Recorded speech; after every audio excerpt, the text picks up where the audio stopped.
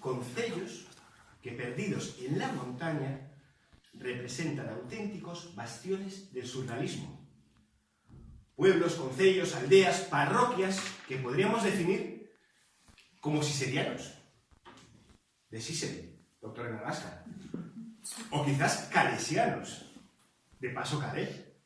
Bienvenidos al norte. O quizás amanecianos.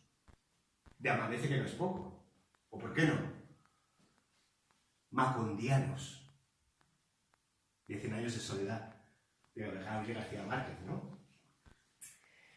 Y eso sí, porque dentro de estos pueblos habita una fauna que, dentro de su aparente monotonía, acaban protagonizando historias casi lisérgicas de las que tenemos mucho que aprender como personas y profesionales. Hoy os voy a hablar de una de ellas. Os voy a contar una de esas historias.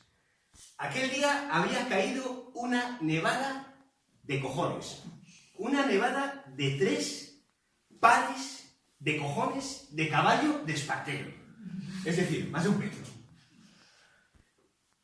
Y tal como os lo he contado yo a vosotros, me lo contó a mí Borja. Alejandro, no vengas a trabajar. La autopista está abierta, pero la carretera hasta el pueblo cerrada. Ha caído una nevada de cojones. De 3 pares de cojones de caballo de Espartero. Y a tenor de la foto que me envió, quitando la nieve con la quitanieves, yo tendría que haberle hecho caso. Pero tengo cierta tendencia a idealizar las situaciones. Y cuando vi aquella estampa, con la máquina casi enterrada en la nieve, yo lo que me imaginé fue atravesando esos 4 kilómetros, estrenando mis nuevas raquetas de nieve. Así que, ni corto ni perezoso, cogí el coche, atravesé la autopista, lo dejé abandonado bajo el alero de una fábrica, me calcé las raquetas e inicié mi travesía. Poco sabía, poco podía imaginar que estaba a punto de protagonizar un auténtico holocausto zombie. Pero como eso lo ignoraba, yo seguí mi ruta. Como no podía ser de otra manera, al cabo de 1 kilómetro hice mi primera parada, en el Chaplin, que, para quien no lo conozcáis, es un auténtico oasis. Un bar en mitad de un bosque que siempre tiene encendida la chimenea, orujo y panceta para calentar a quien se preste a caer por ese sitio. Da igual que nieve, llueva o explote un volcán, el Chaplin siempre está abierto. Así que me quité la nieve, me descalcé las raquetas y entré en el bar. Me senté en mi sillón favorito y saqué mis expedientes. Seamos realistas. El trabajo que no hiciese ese día, porque mi intención no era ir a trabajar, mi intención era ir hasta ese centro de servicios sociales que queda encalomado en lo alto de la loma, encerrarme en mi bastión fortificado y aprovechar toda la jornada laboral para tomar café, fumar y escribir. Pero lo dicho, como ese trabajo que no haría ese día tendría que hacerlo otro día, tenía que prever las visitas que lo haría, me senté en el sofá y empecé a organizar el horario. Algo harto complicado. Gestionaba un total de 5 concellos. Puntín, Portomarín, Paradela, Sabiñao, Becerreá y Casos en Lugo, 6.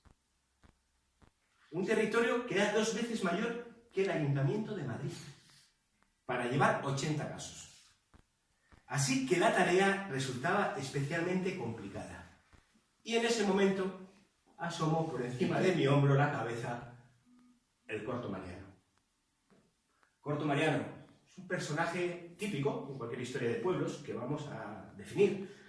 De hombros caídos, barriga prominente, siempre beodo, alcoholizado, entumecido por el alcohol, está dispuesto a echarte una mano en lo que sea en tal de conseguir un vaso de vino.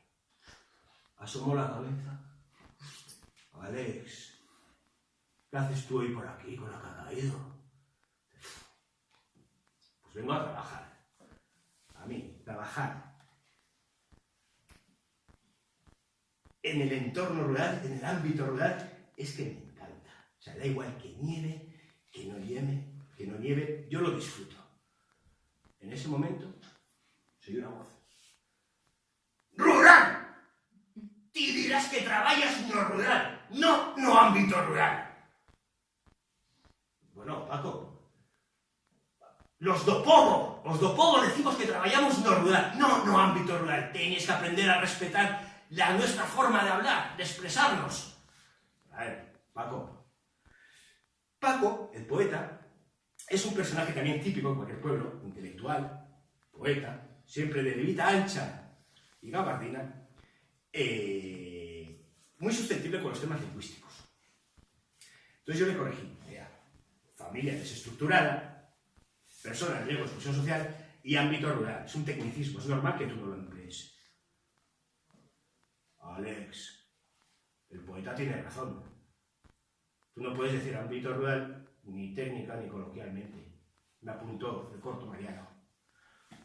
¿Vistes? Hasta esta especie de beodo me da la razón. Se dice rural, ámbito rural. Hay que respetar el uso de la lengua. No, poeta, no es por eso. Es que realmente si interpretamos que un ámbito es una frontera real o imaginaria, lo que no tiene sentido es ponerle fronteras, intentar abarcar o medir algo que no existe. Pero tú qué dirás, especie de ánfora llena de vino. Me estás discutiendo a mí, al poeta do agro, al heredero de Castelao. ¿Cuál es el uso adecuado de la palabra rural? Pues no te enfades, dijo el corto Mariano extendiendo las manos. Solo observaba que si el rural como tal no existe, solo es la ausencia del urbano, no tiene ningún sentido medirlo o ponerle fronteras. Es como decir que vamos a medir la oscuridad, ¿no? Yo no puedo medir la oscuridad, mido la luz. Pues visto así, puede que Mariano tenga razón, apunté yo. Es como medir el frío, no se mide el frío, tú mides el calor. El frío es la ausencia de calor. Esto es indignante, estoy hasta los cojones, no sé cómo no me vuelvo loco entre tanto analfabeto, exclamó Paco el poeta. Y levantándose, se fue del bar. Yo salí corriendo detrás de él. Sabía que si no lo agasajaba un buen rato, si no le daba la razón, corría el riesgo de que al día siguiente me volviese con la enciclopedia gallega y todos sus tomos entomológicos dispuestos a seguir debatiendo sobre el tema, cosa que a mí no me interesaba en absoluto. Pero no me hizo caso, estaba demasiado enfadado. ¡Me voy! Y se fue. Así que ahí llegó mi primera reflexión. Y es cierto que quizás no exista el rural, como no existe el calor, digo, como no existe el frío, como no existe la oscuridad, lo que existe es la luz. Cuando hablamos de rural, hablamos de la ausencia del urbano, pero lo que existe es lo urbano. Con esa idea seguí caminando cuando me encontré con la casa de otro Paco. A este Paco, para diferenciarlo del poeta, le llamamos el cabrón, apelativo que se ganó mucho antes que el tesorero del PP. Paco el cabrón, andaluz, desterrado de Jaén por haber lanzado al río un camión con todos los santos, échale. Ve pasar los días, pese a su ceguera, lesión, escuchando a Juanito Valderrama enfrente de la cocina económica. Personaje maquiavélico, que si te puede joder, no se conforma con meterte las zarraznazas. Buscará el palo más gordo y áspero que encuentre para poder sodomizarte. Así que el domicilio de Paco el cabrón se acabó convirtiendo en mi domicilio más conflictivo. No había auxiliar que aguantase durante mucho tiempo sus macabras bromas que temo algún día terminen en auténtica defunción. Hasta que un día apareció por mi despacho Silvia, venida de la gran capital.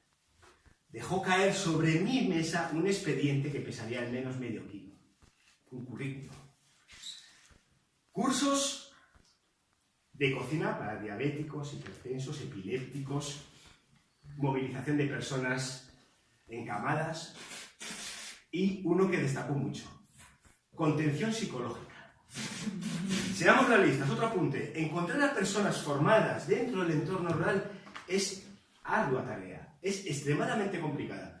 y que en ese momento apareciese una persona que al menos un papel me dijese que era capaz de contener psicológicamente al cabrón de Paco, me parecía el premio gordo de la lotería. Así que sin más preámbulos, la contraté, la agarré de los pelos y la arrastré hasta su casa. No sin antes dejar de prevenirla. De este no te fíes. ¿Quién anda por ahí?, dijo Paco, el cabrón. Soy Alejandro, que vengo a presentarte la nueva auxiliar. ¡Ay, Dios mío bendito! Menos mal que has encontrado el alma caritativa que venga a casa de este pobre invidente que tan solo está. ¡Ay, pero soy muy majo!, me dijo Silvia. No te fíes, no te fíes. Entramos a la casa con pánico. Me senté a la mesa y Paco, pese a todas mis sospechas, se mostró extrañamente educado y cordial. ¡Ay, qué bien que has venido a esta casa! Llevo comiendo bocadillos 2 semanas. Si me preparases algo de caldo, un caldo de pita, yo sería el hombre más feliz del mundo. No te pido más. Y que limpie, tiene que limpiar. A mí la mierda no me molesta, Alejandro, que soy ciego. Pero bueno, si a este le hace feliz, pues limpia un poco, pero tampoco te esmeres. Pero si es muy majo, no te fíes. Tras haber acordado el horario, decidimos que empezaba ese mismo día. Paco tenía hambre, quería comer algo caliente, una sopa quizás. Y entonces se despidió: voy a por los manjares y vuelvo ahora. Y se fue por la puerta. Pero si es majísimo, tú no te fíes. En ese momento, al cabo de un rato, apareció portando un manojo de cebollas, una ristra de ajos y una gallina viva. El animal coceaba y aleteaba en su mano. ¡Hala, chiquilla! Ya traigo la gallina, caldo de pollo. De ninguna de las maneras, le contesté yo. Las auxiliares tienen terminantemente prohibido sacrificar animales. Prohibido, no me has pillado, Paco. Ahí no. Pero tú, ¿qué especie de ser piensas que soy yo? ¿Acaso crees que le pediría algo así a la chiquilla esta especie de diosa caída del Partenón? Ni de broma. Y a continuación agarró la gallina, le retorció el cuello y le arrancó la cabeza. El animal se empezó a desangrar sobre el fregadero mientras que aleteaba furiosamente y coceaba, llenando toda la escena de plumas que se esparcían por la habitación. Cuando el animal acabó su agonía, finalmente arrojó la cabeza a la basura y dijo: bueno, Alejandro, esto técnicamente ya es igual que una pita del supermercado, ¿no? Pues ahora a cocinarla. Silvia, ante la escena, se había quedado mareada en el sillón. Me miró con cara de angustia. ¿Tengo que cocinar eso? Sí. No hay nada en la ley que me lo prohíba. Ay, no te preocupes, yo lo voy a hacer. Tú ponte. Pero no me pude resistir a agarrar a Paco. Ven conmigo, joputa, que vamos a hablar. Entonces lo llevé a una habitación de al lado y le pregunté: ¿se puede saber qué necesidad había de montar tal dantesca escena? Alejandro, no seas cruel, que soy ciego, nunca he podido leer a Dante. Y yo qué sé si Dante, porque había mucha sangre, no lo sé, no veo. Este cabrón. Y en ese momento escuché un chillido. ¡Ay, Dios mío! ¡Ay, Dios mío! Que venía de la cocina. Era Silvia. Al acercarme a la cocina y ver qué pasaba, descubrí que a pesar de sus cursos de diabéticos, hipertensos, epilépticos, nadie le había explicado que para desplumar una gallina primero tienes que escaldarla. Así que la pobre mujer, a cada tirón de plumas, desgarraba no solamente piel y carne, además salían chorretones de sangre que le acababan salpicando la cara. En un momento dado, angustiada, llena de sangre, me miró, levantó un poco el dedo y sencillamente pues se desplomó. ¿Qué ha pasado, Alejandro? Cuéntamelo. ¿Qué es lo que ha pasado? ¿Cómo está? ¿Está en el suelo? Cuéntame. ¡Hijo puta! ¡Dios! Conseguí recuperar a Silvia. La espabilé un poco, un par de golpes y se fue temblando.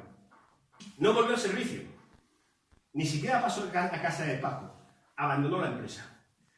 Porque cuando fue a contar sus aventuras a los otros parroquianos, le explicaron que eso no era para tanto, que como tuviese que ver la matanza del gocho o hacer chorizos, que a lo mejor se lo piden, pues iba a pasarlo bastante peor.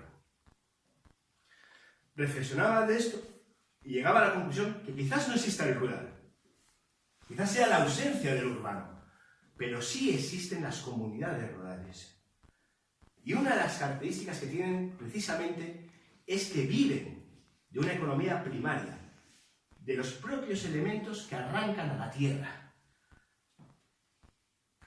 Que en un momento dado alguien interprete que desplumar una gallina es como para mí abrir una lata. Es algo que quizás tendríamos que tener en cuenta a la hora de seleccionar el personal. Y me encontraba reflexionando sobre esto cuando se asomó Paco a la ventana. ¿Quién anda por ahí?, dijo, sin duda alertado por mis huellas en la nieve. Soy Alejandro. ¿Y tú qué cojones haces con lo que ha caído? Nada, voy al centro de servicios sociales. Ah, bueno, pues que tenga suerte. Y se despidió de mí. Abandoné su casa y seguí caminando en pro de mi destino. La invasión zombie me esperaba. Cuando llegué a la loma, a la base de la loma que accedía hasta mi castillo, me dispuse a subir la cuesta. Serán unos 300 metros en una cuesta empinada, tras la cual me enfrentaba a la peor de las trampas, una rampa de acceso al centro de servicios sociales que, lejos de cubrirse de nieve, tiende a congelarse.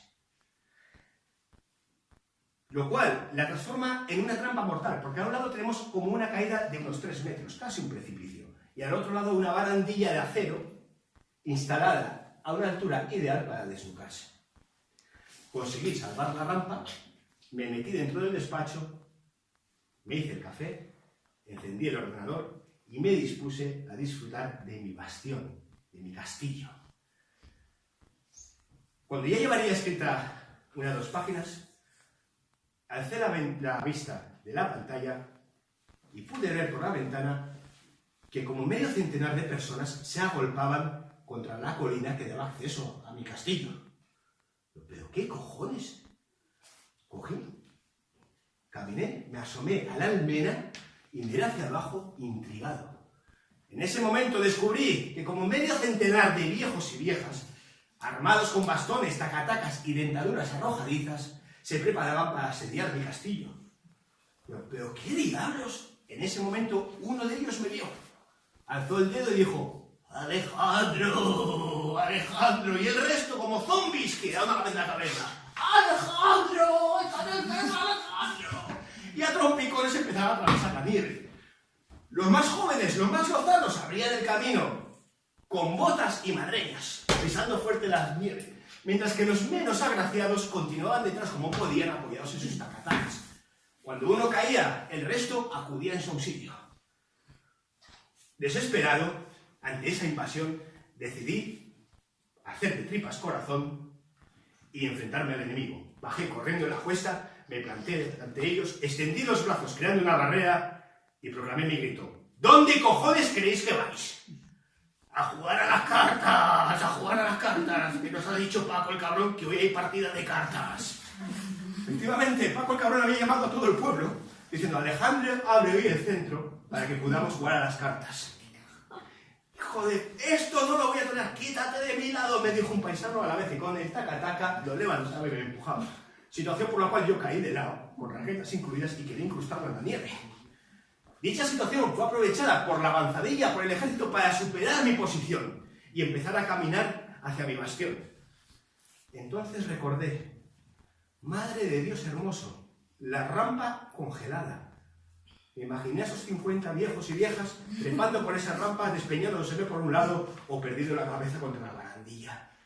Así que ni corto ni perezoso, emprendí de nuevo la marcha, cogí una pala del invernadero y me puse a cavar. Rápidamente llegaron los primeros. ¡Se puede saber! ¡Dobla las rodillas! ¡Encuerva la cabeza! ¡Pisa bien la pala! ¡Haz el favor! Una guerra tendrías que haber pasado. Una guerra. Esto no son formas. Esto... ¿Quieres apalear limpio? Dale, que esto es lleno, hay que picar. Tira para adelante. Yo me agobiaba mientras que ellos seguían insultándome y diciéndome cómo tenía que cavar. ¡Haz el favor de doblar bien las piernas! Finalmente conseguí crear un pequeño acceso por el que la tropa podía pasar. ¿A ti te parece normal dejarme aquí pasando frío media hora? Yo que ya soy mayor. Y finalmente entraron en el centro. Fui invadido. Mi tarde de tranquilidad y asueto, escribiendo, fumando y leyendo, se convirtió finalmente en una tarde de mediación en partidas de tute, completando mesas impares, sirviendo cafés y magdalenas. Cuando todo terminó, cuando ellos se fueron, aún tardé 1 hora más en abandonar mi centro. Eché la llave y me asomé a las montañas. Atardecía. El cielo ya se pintaba con los colores rojizos del atardecer. A lo lejos, la sierra de Ancares resplandecía. El Mustayab, con su castillete, se pintaba de esos tonos cálidos, mientras que el Pico Lagos ya se sumía en las sombras.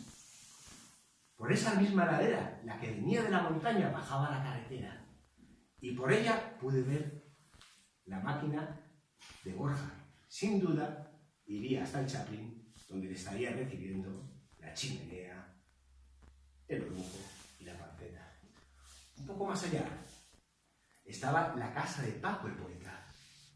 Paco el poeta tenía una pequeña luz encendida, la luz de su escritorio. Sin duda estaría hojeando alguna enciclopedia, dispuesto a venir al día siguiente a criticarme si es ámbito rural o rural. Más allá, Paco el cabrón se había dejado todas las luces encendidas. Total, como no veo, ¿qué más me da?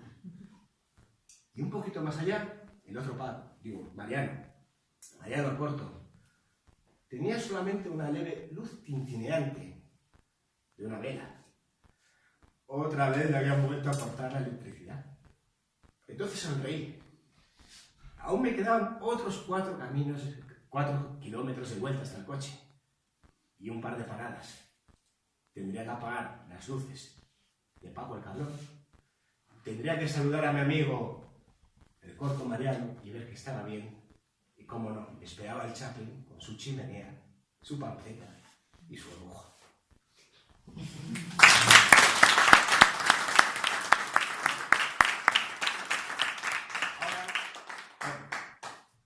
Hago una pequeña reflexión sobre las cosas que se me ocurrió hablar, para que vosotros, si queréis, podéis hacerlo. El primero más evidente.